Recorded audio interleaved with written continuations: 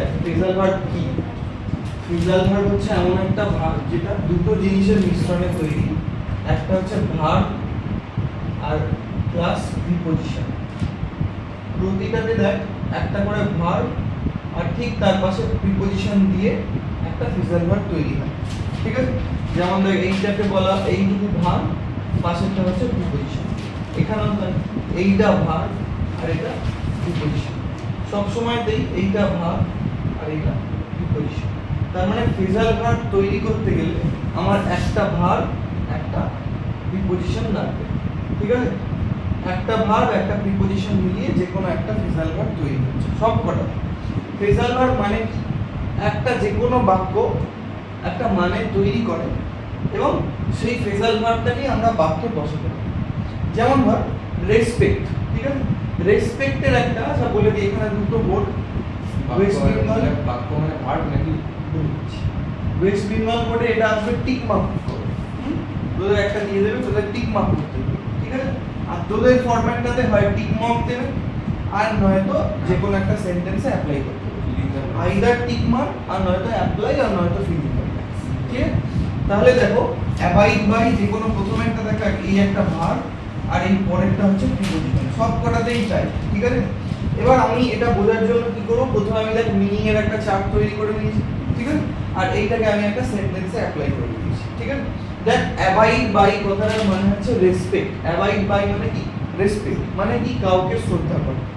এবার আমি যখন ফ্রেজাল ভার্বে অ্যাপ্লাই করব, phrasal verb is the part of advance English.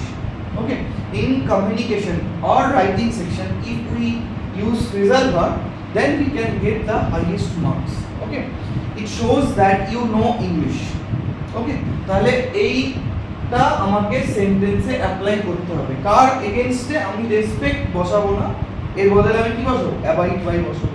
ঠিক আছে, দেখো if you want to stay at this school you must abide by the rules. তার মানে কি? যদি তুমি এই স্কুলে থাকতে চাও তোমাকে এই স্কুলের নিয়ম কানুনকে শ্রদ্ধা করতে হবে।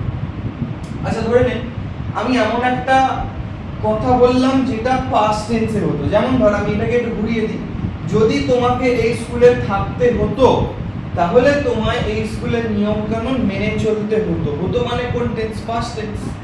তাহলে তখন আমি এটাকে পাস্ট টেন্স করে দিতাম। তার মানে বাক্যটা যে টেন্সে হবে আমি এই ফরম্যাটটাকে খালি চেঞ্জ করে দেব। The sentence whatever sentence it is, either it is past tense, present tense or future tense, I have to change the whole phrasal verb according to the tense. Clear? If the sentence is in past tense, then I have to change the whole thing into past format. ঠিক আছে, if the sentence is in future tense, then I have to change the whole thing in the future tense. Clear? তাহলে যদি আমাকে ধর পরীক্ষার হলে দিল সেন্টেন্সটা দিয়ে দিল পাস্ট টেন্সে, কিন্তু আমার এইটা মেইন ফরম্যাটটা প্রেজেন্ট টেন্সে, তাহলে আমাকে তখন পাস্ট টেন্সের অ্যাকর্ডিং এ এটা চেঞ্জ করে নিতে হবে, তবেই কিন্তু উত্তরটা রাইট হবে। ক্লিয়ার? আমি যদি কামন, আমার দরকার হচ্ছে লেখা কেমন, তাই তো? তাহলে আমি যদি কেমন না লিখি, পাস্ট টেন্স না করি, তাহলে তুমি যতই সঠিকটা বেছে নাও উত্তরটা কাটা। ঠিক আছে, তাহলে এটাকে আমাকে টেন্স অ্যাকর্ডিং চেঞ্জ করে নিতে হবে। ক্লিয়ার? নেক্সট দেখো অ্যাকাউন্ট ফর। অ্যাকাউন্ট ফর মানে এক্সপ্লেইন। অ্যাকাউন্ট ফর মানে কি? ব্যাখ্যা করা বা এক্সপ্লেইন। গিভ এ রিজন, কারণ দেখানো। কি বলেছে? I hope you can account for the money you spend. তার মানে কি? যতটা টাকা তুমি খরচা করেছো আমি আশা করি যে তুমি এটার পেছনের কারণটা দেখাতে পারবে। তার মানে অ্যাকাউন্ট ফর মানে কি? কারণ দেখানো, তাই তো? যেমন I am taking an extra class. Account for I have already absent one class in the previous day. তার মানে কারণটা কি? আমি এর আগে একটা ক্লাস অ্যাবসেন্ট করেছি। নেক্সট এগ্রি উইথ, কারোর সাথে সম্মতি জানানো। কি বলেছে? Have the same opinion as somebody else. তার মানে সামনের জন যা বলছে আমিও তাতে একমত। বোঝা গেল?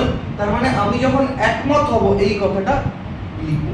আচ্ছা যদি বলি এটাকে পাস্ট টেন্সে করে দেখাও, তখন আমি কি লিখবো? এগ্রি উইথ, লাস্টে ডি হবে, এগ্রি উইথ। তাহলে এখানে আমি কি লিখেছি? I agree with you, I think she deserves the award too. আমি তোমার সাথে সহমত, সেও কোন কারণে সহমত? যে এই যে সে অর্থাৎ এই মহিলাটি এও এই অ্যাওয়ার্ডটি ডিজার্ভ করে। ঠিক আছে, তাহলে সম্মতি জানানো। আমি এবং তুমি যখন একমত, এই ক্ষেত্রে এগ্রি উইথ ব্যবহার করা হচ্ছে। নেক্সট দেখো allow for. Take into consideration, কারোর কথা বা কোনো কিছুকে চিন্তা ভাবনা করা। ধরো আমি বললাম যে ওই ছেলেটিকে প্রাইজ দিয়ে দাও, তাহলে আমি যখন এটাকে ভাববো বা আমি অ্যালাউ করলাম, তাহলে এখানে লিখতে পারি allow for. Take into consideration মানে ভাবা। You had better leave early to allow for the traffic, তার মানে কি, যদি আমি ট্রাফিকের কথা মাথায় রাখি তাহলে আমার কি করণীয়, আরো আগে বাড়ি থেকে বেরানো উচিত। তাহলে কোনো কিছু মাথায় রাখা অর্থে, কোনো কিছু সম্পর্কে ভাবনা চিন্তা করা অর্থে কি লিখবো, অ্যালাউ ফর। ঠিক আছে, পরীক্ষার রেজাল্টের কথা মাথায় রেখে তোমাকে আরো আগে পড়াশোনা শুরু করা উচিত, তাহলে এক্ষেত্রেও মাথায় রাখা, তাহলে এক্ষেত্রে অ্যালাউ ফর।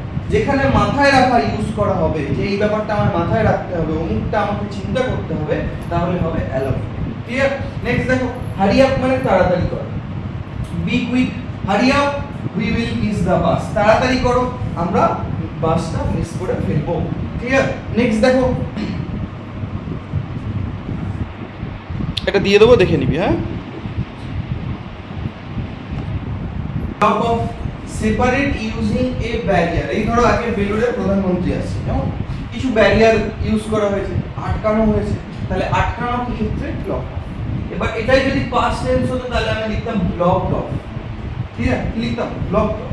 তাহলে দেখো, সেপারেট ইউজিং এ ব্যারিয়ার, কোনো ব্যারিয়ার বা বন্ধনের ব্যবহার করা। যেমন কি বলেছে, the area is blocked of during the demonstration, যখন এটা ডেমনস্ট্রেট মানে দেখানো হচ্ছিল, বোঝানো হচ্ছিল, তখন জায়গাটা ব্লক করা হয়েছিল। যেমন নেক্সট কি বলেছে, ব্রেক অ্যাওয়ে, হঠাৎ করে কোনো কিছু ফেটে পড়া, এসকেপ ফ্রম ক্যাপটিভিটি, কি বলেছে, এ ফিউ হর্সেস মানে কোনো কিছু থেকে পালিয়ে যাওয়া, কোনো বন্ধন থেকে পালিয়ে যাওয়া, ব্রেক অ্যাওয়ে, পালিয়ে যাওয়া। কি বলেছে, a few horse's broke away, তাহলে দেখো এখানে কোশ্চেনে দিয়েছে ব্রেক অ্যাওয়ে, আমি করলাম ব্রোক অ্যাওয়ে, কেন, এটা পাস্ট টেন্সে লিখলাম আমি, যখনই আমি পাস্ট টেন্সে লিখবো তখন কি হয়ে যাবে, broke away. From the paddock, paddock মানে হচ্ছে ঘোড়ার খামার, যেখানে ঘোড়াকে রাখা হয়, আস্তাবল। কেমন? নেক্সট দেখো, ব্রেক ইনটু, হঠাৎ করে বেরিয়ে আসা, বাইরে হঠাৎ করে বেরিয়ে আসা, দুটোর মানে দেখ, একটাতে অ্যাওয়ে দেওয়া, পালিয়ে যাওয়া, আর একটাতে ইনটু দেওয়া। ঠিক আছে, এক্ষেত্রে কিন্তু ভেঙে ঢোকা, এন্টার বাই ফোর্স। দেখো এখানে ভেঙে ঢোকা, তাহলে বলেছে বাগলার্স, বাগলার্স মানে চোর ডাকাত, কি করেছে, ভেঙে ঢুকেছে। কি ভেঙে ঢুকেছে, দেওয়াল ভেঙে ঢুকেছে, বাড়ির যে দেওয়াল, ঘর, কখন ঢুকেছে, অ্যারাউন্ড মিডনাইট। তাহলে এক্ষেত্রে ব্রেক ইনটু মানে কি, ভেঙে ঢোকা, কোনো দেওয়াল বা কোনো কিছু ভেঙে ঢোকা। নেক্সট কি বলেছে, ব্রেক আউট, হঠাৎ করে শুরু হওয়া, এটার ক্ষেত্রে কোভিড এর এক্সাম্পলটা যাবে। ঠিক আছে, দেখো পরপর দেখ, তিনটেতে ব্রেক, কিন্তু অ্যাওয়ে বসালে অন্য মানে, ইনটু বসালে অন্য মানে, আবার আউট বসালে অন্য মানে। অ্যাওয়ে যদি বসাই তাহলে আমি স্বাধীনতা তৈরি করা মানে কোনো দেওয়াল ভেঙে বেরিয়ে যাওয়া, কেউ যদি দেওয়াল ভেঙে বেরিয়ে যায় তাহলে সেক্ষেত্রে ব্রেক অ্যাওয়ে। যদি আমি বলি ভেঙে ভেতরে ঢুকলো, তাহলে সেক্ষেত্রে চোরের এক্সাম্পলটা যাবে, চোর ভেঙে ভিতরে ঢুকতে পারে। নেক্সট যদি আমি বলি ব্রেক আউট মানে স্প্রেড করে যাওয়া, ছড়িয়ে পড়া, কোভিড এর এক্সাম্পলটা যাবে।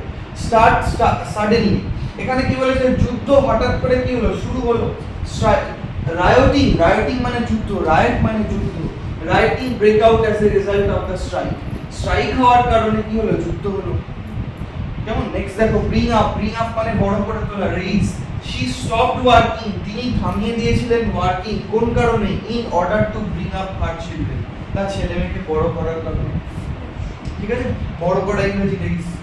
ঠিক আছে, তাহলে ওর ফ্রেজাল ভার্বটা ব্রিং আপ। নেক্সট বলেছে কিপ অন, কোনো কাজ চালিয়ে যাওয়া, কিপ অন কি হবে, কন্টিনিউ ডুইং সামথিং, কোনো কাজ বারবার কন্টিনিউয়াসলি করে যাওয়া। কি লিখবো, it told him to be quiet but he kept on making noise, তাকে বলা হয়েছিল যে কি করতে, it told him to be quiet, তাকে কি বলা হয়েছিল, যে থামতে, কিন্তু সে কি চালিয়ে গেল, মানে কোন জিনিসটা কিপ অন করে গেল, সে সাউন্ড করে গেল। তাহলে কিপ অন, কিপ অন মানে চালিয়ে যাওয়া। ঠিক আছে, পুট অফ মানে কোনো কিছু বন্ধ করা, ইংরেজিতে postpone. The meeting was put off because of the strike, তার মানে কি বন্ধ হয়ে গেছিল কোন কারণে, স্ট্রাইকের কারণে। মিটিংটা বন্ধ হওয়া, পোস্টপন মানে বন্ধ হওয়া। ঠিক আছে, আমরা পোস্টপন ইউজ না করে অ্যাডভান্স ইংলিশে কি ইউজ করতে পারি, পুট অফ ইউজ করতে পারি। ঠিক আছে, তার মানে আমি কি শিখছি আজকে, আজকে অ্যাডভান্স ইংলিশ শিখছি। নর্মাল ইংলিশগুলো রেগুলার ইউজ করি, কিন্তু যখন আমরা চাকরি বাকরির ক্ষেত্রে যাব, ক্লাস 11 থেকে এটা আমাদের পরীক্ষায় থাকে যে এই ফ্রেজাল ভার্ব ইউজ করা। তাহলে এটা হচ্ছে নর্মাল ইংলিশ। আমি যখন অ্যাডভান্স কোনো চাকরি বাকরির ইন্টারভিউ দেবো বা কারোর সাথে কথা বলবো, আমরা এইগুলো ব্যবহার করবো। তো এইগুলো আলটিমেটলি পরীক্ষার জন্য নয়, এগুলো লাইফে ইউজ হবে। যখন আমরা বড় হব বিভিন্ন জায়গায় কথা বলবো তখন এই সাইডটা ইউজ করলে আরো বেটার গ্রেডেশন আসবে। ঠিক আছে, নেক্সট দেখো পিক আপ। পিক আপ মানে শিফটেডও লেখা যাবে। কোনটা? পোস্টপনটা পোস্টপনটা কি লিখবো? শিফটেডও তো লেখা যাবে। শিফটেড করে দেখে পাবো। নেক্সট দেখো একই তো হচ্ছে। pick up collect somebody if you will pick you up at the station when you arrive। তার মানে কি আমি তোমাকে কালেক্ট করব, নিয়ে আসবো। কোথা থেকে নিয়ে আসবো? স্টেশন থেকে নিয়ে আসবো। কখন নিয়ে আসবো? যখন তুমি আসবে। রান অ্যাওয়ে, এসকেপ মানে পালিয়ে যাওয়া, রান অ্যাওয়ে। কেউ কোনো জায়গা থেকে লুকিয়ে চুরিয়ে যদি পালিয়ে যায় তাহলে হবে রান অ্যাওয়ে। যেমন কি বলেছে, he ran away from the home at the age of 14। তাহলে বাড়ি থেকে সে পালিয়েছিল কবে? তার যখন 14 বছর বয়স। ঠিক আছে, এটা হয়ে যাবে পাস্ট টেন্স হলে র্যান অ্যাওয়ে। ঠিক আছে, নেক্সট দেখো র্যান অ্যাওয়ে এখানটা হবে, র্যান অ্যাওয়ে হবে, র্যান অ্যাওয়ে লিখেছি। ঠিক আছে, আসলে এতে আর ইউ এন রয়েছে, আমি পাস্ট টেন্স যখন করলাম তখন এটা র্যান অ্যাওয়ে হয়ে গেল, বানানটা চেঞ্জ হলো, তার মানে এটা পাস্ট টেন্স কে ইন্ডিকেট করলো। তার মানে যখন যে টেন্স ডিমান্ড করবে আমাকে এখানে তেমন টেন্স লিখতে হবে। যদি এখানে আমি রান অ্যাওয়ে লিখে দিতাম তাহলে পুরো কাটা হয়ে যেত। ঠিক আছে, তাহলে যে টেন্সের অ্যাকর্ডিং আমার দরকার সেই টেন্সে চেঞ্জ করতে হবে। ঠিক আছে, নেক্সট দেখো শো আপ। শো আপ মানে অ্যাপিয়ার, আসা, সামনে আসা। He expected David to come out. Come out দেখো, come out but he did not show up, তার দেখা মিলল না, অর্থাৎ দেখা দেওয়া। তার এখানে সবাই এক্সপেক্ট করেছিল যে সে বেরিয়ে আসবে, কিন্তু ডাভিড কি করলো? দেখা দিল না। ঠিক আছে, নেক্সট দেখো লাস্ট ওয়ান, শাট আপ মানে be silent. Oh shut up you idiot. যেমন আমি কাউকে যখন বলছি চুপ করতে, তার মানে আমি কাউকে বলছি চুপ করতে, তাহলে শাট আপ। ক্লিয়ার? তার মানে ফ্রেজাল ভার্ব কি দিয়ে তৈরি হয়? রিমাইন্ডার দিয়ে দিই, একটা ভার্ব একটা প্রিপজিশন দিয়ে ফ্রেজাল ভার্ব তৈরি হয়। এই দুটো মিলিয়ে একটা নতুন মানে তৈরি করে। যেমন ধরো আমি যদি বলি এখান থেকে এগ্রি কথাটার মানে সম্মত হওয়া, এগ্রি উইথ মানে কোনো কিছুর সাথে সম্মত হওয়া বা কারোর সাথে সম্মত হওয়া।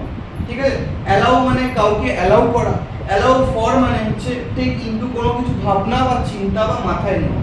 ঠিক আছে, তার মানেটা কি? যখন আমি কোনো এখানে ধরো এই যে শুধু এইগুলো আমি হাত চাপা দিয়ে দিলাম, তাহলে এইগুলো এক একটা মানে হয়। পিক মানে তোলা, আবার ধরো রান মানে পালিয়ে যাওয়া। তার মানে যখন এই দুটো আসবে তখন এটা একটা অন্য মানে তৈরি করবে, দুটো মিলিয়ে একটা অন্য নতুন মানে তৈরি করতে পারে। ঠিক আছে, আবার একটা যদি আমি এইটুকুকে দেখি এটার মানে একটা আলাদা, এটার মানে যদি দেখি আমি আলাদা, কিন্তু দুটো যখন মিলে যাচ্ছে ভার্ব এবং প্রিপজিশন একটা নতুন মানে তৈরি করছে। ক্লিয়ার? কোনো ডাউট? কোনো ডাউট?